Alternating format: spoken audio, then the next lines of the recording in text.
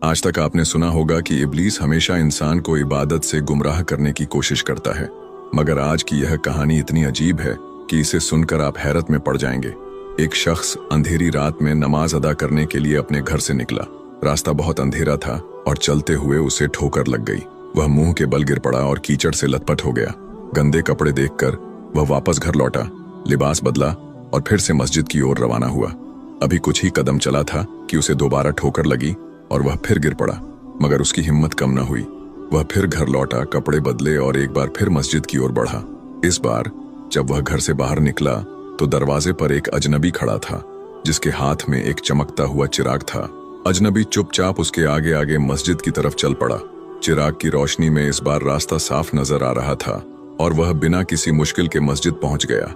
मस्जिद के दरवाजे पर वह अजनबी ठहर गया और नमाजी अंदर चला गया। नमाज अदा करने के बाद जब वह बाहर निकला तो देखा कि वह अजनबी अभी भी खड़ा था, मानो उसे घर छोड़ने आया हो। नमाजी को अजनबी पर शक हुआ और उसने उससे पूछा, आप कौन हैं? अजनबी ने जवाब दिया, मैं इब्लीस हूं। यह सुनकर नमाजी हैरान रह गया और बोला, शैतान मुझे मस्जिद तक कैसे छोड़ने आया? तेरा काम तो लोगों को गुमराह करना है। इब्लीस हंसते हुए बोला, जब पहली बार तू गिरा तो अल्लाह ने तेरे सारे गुनाह माफ कर दिए। जब दूसरी बार गिरा तो अल्लाह ने तेरे पूरे खानदान को बख्श दिया। मुझे डर था कि अगर तू तीसरी बार गिरा तो अल्लाह पूरे गांव को बख्श देगा, इसलिए मैं चिराग लेकर आया ताकि तू बिना गिरे मस्जिद पहुंच जाए। यह सुनकर नमाजी की आंखों में आंसू आ गए।